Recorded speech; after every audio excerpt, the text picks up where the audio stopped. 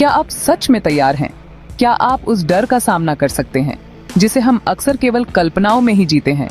अगर हाँ, तो सुनिए यह कहानी एक खौफनाक फ्लैट की, जहां रातें कभी खत्म नहीं होती और हर दीवार से अजीब सी आवाजें आती हैं। एक ऐसा फ्लैट जिसे छोड़ने के बाद लोग कभी लौट कर नहीं आए। ये कहानी उस फ्लैट की है जहां एक परिवार ने एक रात बिताने की सोची, लेकिन जो कुछ हुआ वह सिर्फ उन्हीं के साथ नहीं बल्कि पूरे इलाके में चर्चा का विषय बन गया। तो चलिए कहानी की शुरुआत करते हैं। राहुल और उसकी पत्नी पूजा नए शहर में एक नए जीवन की शुरुआत करने के लिए एक पुराने और सस्ते फ्लैट में शिफ्ट हो जाते हैं। पहला दिन, नया घर, नई उम्मीदें। लेकिन क्या आप जानते हैं कि कभी-कभी सबसे सस्ते विकल्पों में सबसे डरावनी सच्चाइयां छुपी होती हैं? इस फ्लैट में क्या था जो राहुल और पूजा के साथ कुछ ऐसा हुआ जिसे वे अपनी पूरी जिंदगी नहीं भुला पाए? अब सुनिए क्या हुआ जब उन्होंने रात का सामना किया और एक एक करके रहस्य सामने आए जो इस फ्लैट के अंधेरे को और गहरा कर गए। कहानी का आरंभ अब होता है। राहुल और पूजा ने जब उस खौफनाक फ्लैट में कदम रखा तो उन्हें लगा जैसे उनके पास एक शानदार मौका हो। फ्लैट काफी सस्ता था और शहर के शांत इलाके में स्थित था।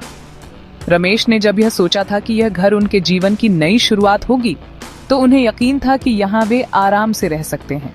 लेकिन उन्होंने यह नहीं जाना था कि जिस घर में वह रह रहे हैं वहां के अंधेरे में कुछ ऐसा था जो उनकी सोच से कहीं ज्यादा खौफनाक था। पहली रात थी जब पूजा और राहुल को घर में अजीब आवाजें सुनाई दी। यह आवाजें दीवारों से आती थीं, जैसे कोई धीरे धीरे रेंग रहा हो। पूजा ने जब राहुल से कहा कि उसे कुछ अजीब लग रहा है तो उसने इसे नजरअंदाज कर दिया। लेकिन दूसरी रात कुछ और ही हुआ। पूजा को अचानक रात के करीब 2 बजे नींद में किसी की खांसने की आवाज सुनाई दी। उसने अपनी आंखें खोलीं तो देखा कि उसके कमरे के पास की दीवार से एक साया गुजर रहा था। यह बिल्कुल नहीं लग रहा था कि यह कोई सपना हो। डर से उसकी सांसें तेज हो गईं। उसने तुरंत राहुल को जगाया, लेकिन राहुल सोने का बहाना करता रहा। पूजा की घबराहट बढ़ती गई, लेकिन उसने कुछ नहीं कहा।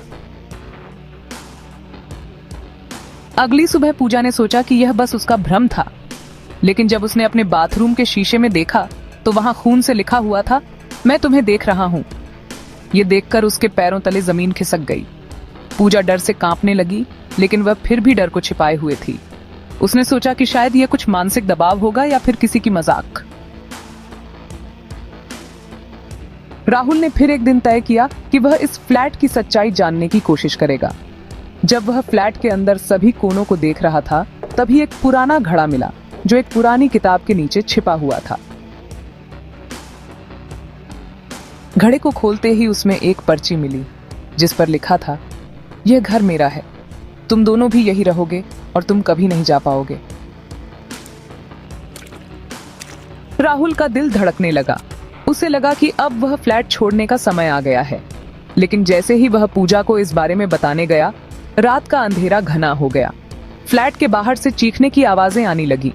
वे दोनों डर के मारे बाहर निकलने की कोशिश कर रहे थे, लेकिन जैसे ही वे दरवाजे के पास पहुंचे, दरवाजा खुद ब खुद बंद हो गया। पानी की बोतलें गिरने की आवाजें आईं और फिर वह आवाजें तेज होती गईं। फ्लैट के अंदर की दीवारों पर खून से लिखे संदेश चमकने लगे और एक भूतिया चेहरा उनके सामने आकर बोला, तुम अब मेरे घर में हो और तुम दोनों हमेशा यहां रहोगे।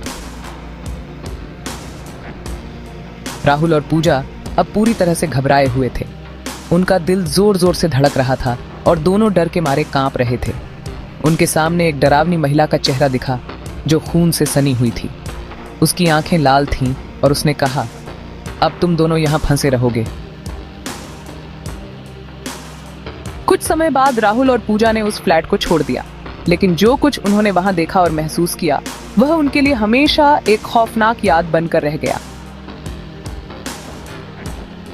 आज भी उस फ्लैट के पास से गुजरने वाले लोग कहते हैं कि रात को कभी-कभी वहां से अजीब आवाजें आती हैं, चीखें, खौफनाक फुसफुसाहटें और कभी-कभी तो खून से लथपथ किसी का चेहरा भी दिखाई दे जाता है। क्या सच में वहां कोई भूत प्रेत रहता था या यह सब केवल उनका मानसिक तनाव था? इस सवाल का कोई जवाब नहीं मिला। लेकिन एक बात तो तय है कि वह फ्लैट किसी को भी शांति नहीं देने वाला था।